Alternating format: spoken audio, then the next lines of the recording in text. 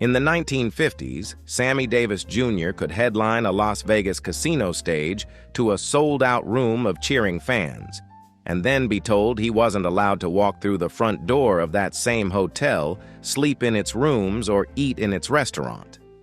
This wasn't a rare exception.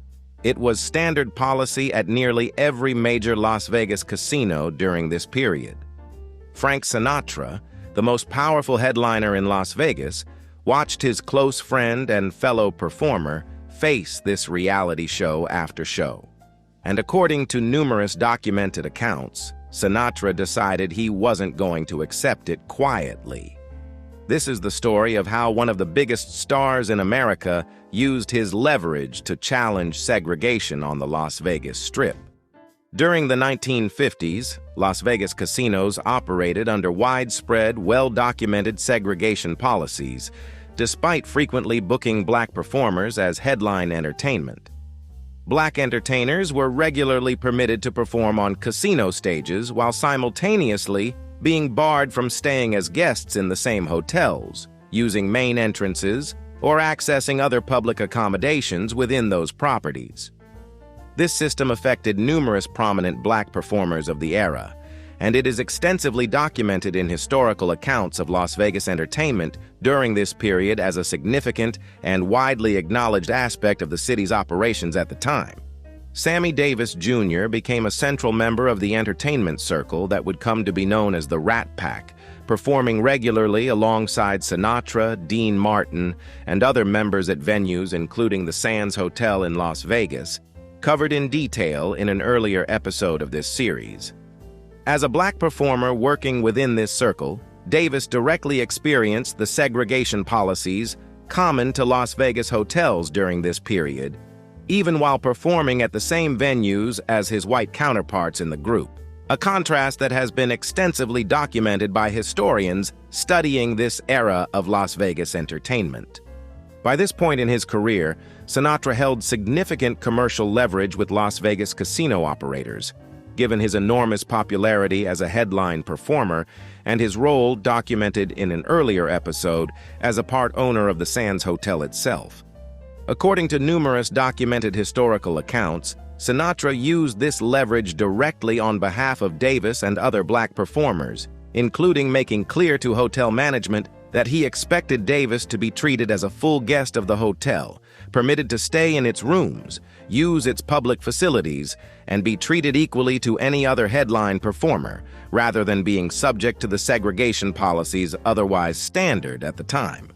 Multiple historical accounts describe Sinatra taking an active, direct role in pushing back against these restrictions, specifically in relation to his own performances and his working relationship with Davis, using his position as one of the venue's most valuable and powerful performers to apply pressure toward changing specific policies affecting his friend and colleague.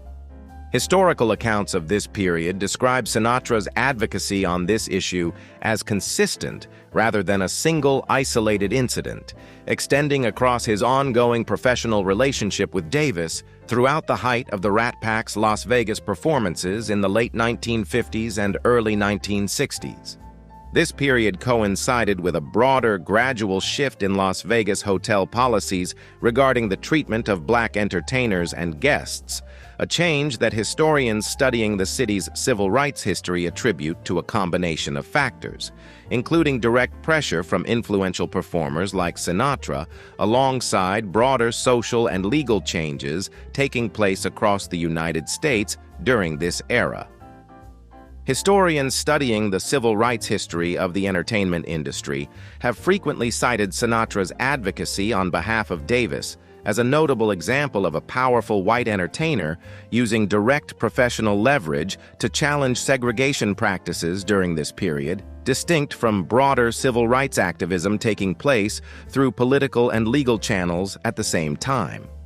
For Davis himself, the friendship and professional partnership with Sinatra remained a significant, well-documented part of his own career throughout the following decades, with the two continuing to perform together regularly as part of the Rat Pack and in later joint appearances throughout Sinatra's career.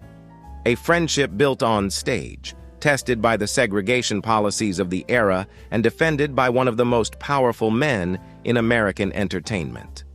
Frank Sinatra's advocacy for Sammy Davis Jr. remains one of the most well-documented examples of his influence being used for something beyond his own career. A chapter of Rat Pack history that reveals a different side of the brotherhood behind the performances.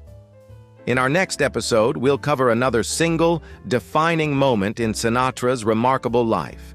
If you're enjoying these deep dives into real, documented events from classic Hollywood history, subscribe. There's a lot more still to uncover.